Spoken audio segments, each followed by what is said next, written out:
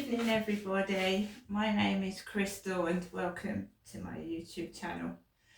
The past few days have been extremely stressful and I've got wound up, stressed out and not my true self. I feel like I can't express myself and be myself, and I'm being moulded into this person who is like cross. I don't want to be cross. I want to get on with people. I want to be happy. That's all I want. I'm not interested in material things, being rich, being famous. I just want to be happy and to live a peaceful life. And I think most people want that anyway. So what's gone on after 2 or 3 days is that that's next door's dog. That's next door's dog barking. It's not stopped.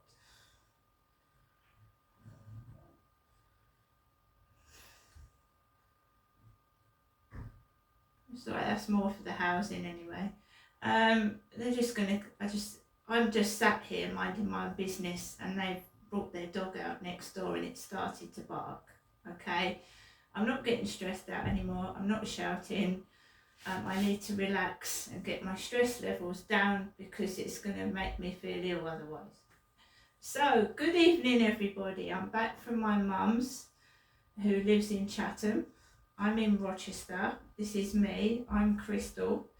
My mum is called Jennifer and she's an older lady trying to get on with her life, and I'm trying to get on with mine after my father Derek died 3 years ago. My mum is a widow.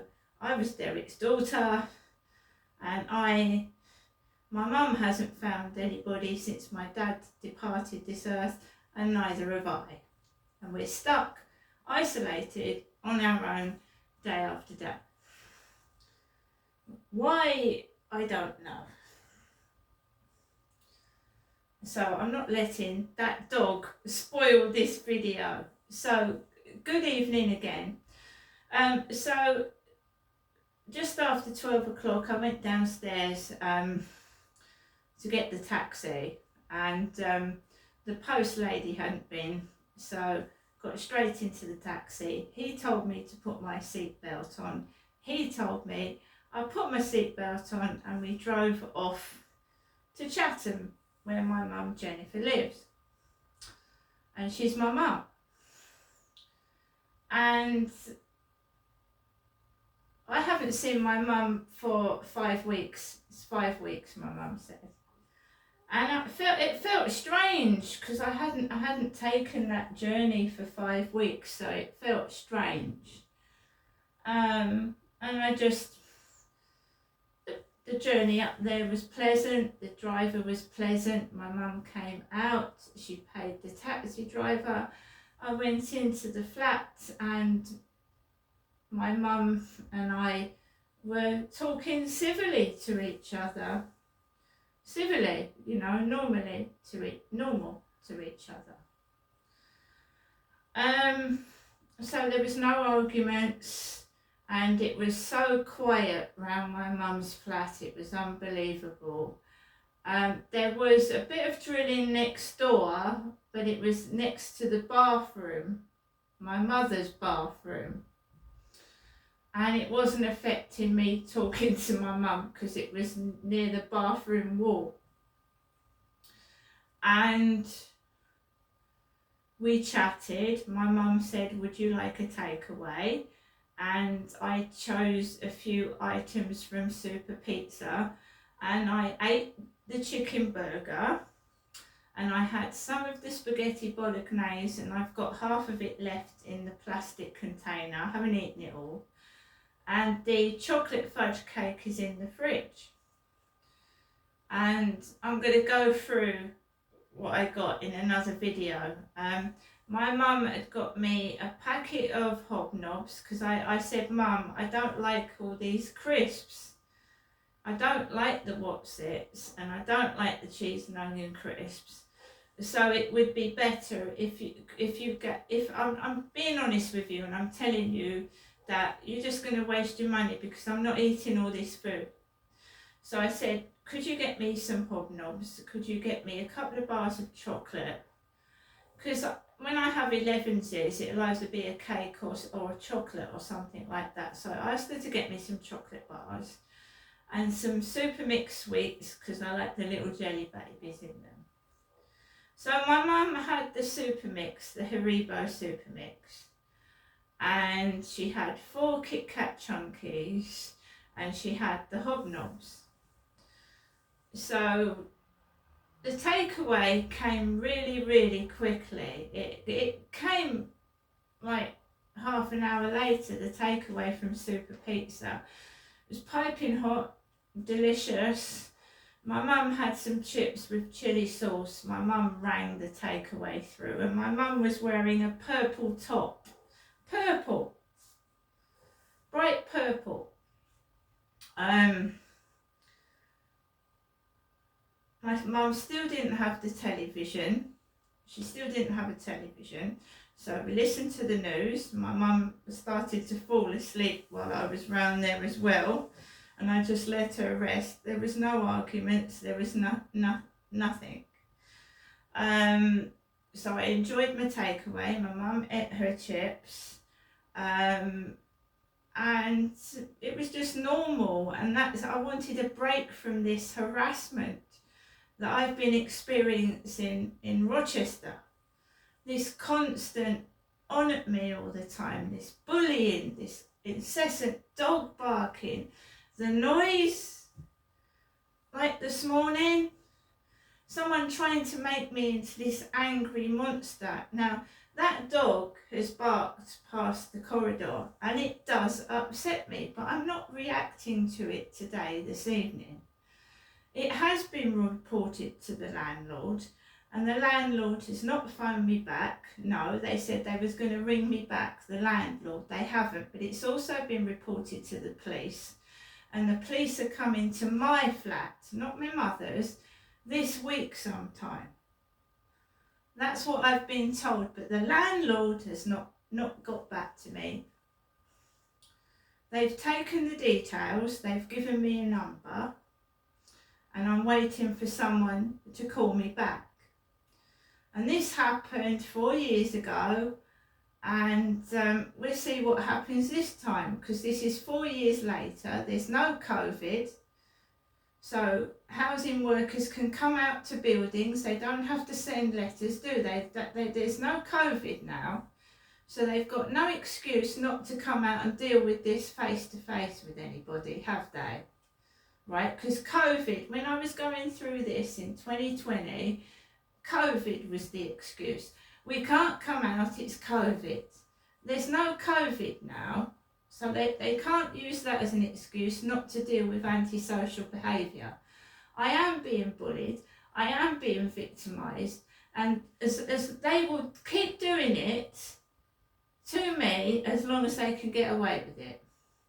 So again, I hope you've witnessed that I've started speaking on a video and the neighbours come out with that dog barking down the corridor. And it's not my dog barking, is it? So that's another piece of evidence caught on video. It is affecting my health.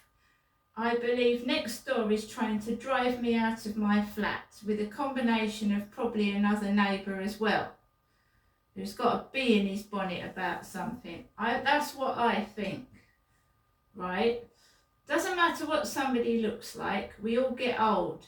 You don't drive people out of their flats because they don't look like a model, do you? I mean, really? It was beginning to grind me down. If I hadn't gone up to see my mum, I think I would have completely slammed the door, look, slammed the door, made me jump out my skin, slammed the door, not doing anything to them. I'm sat here, I didn't even know they were in next door, so that's made me jump out my skin. And I'm not reacting to it, I'm ignoring them. I've already reported them to the housing and they've been reported to the police. this is just more evidence. They just keep doing it every day.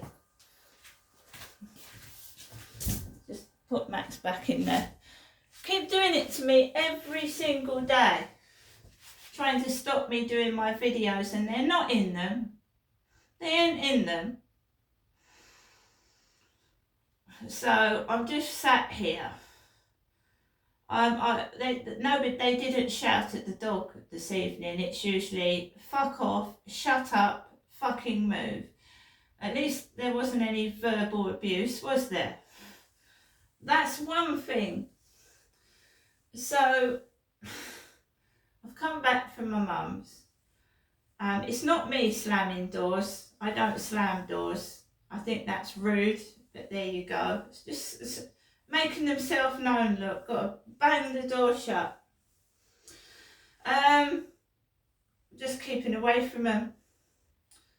Now they've walked the dog, so there's no excuse for them to come out with the dog when I go out for a walk later on, is there? Is there? So,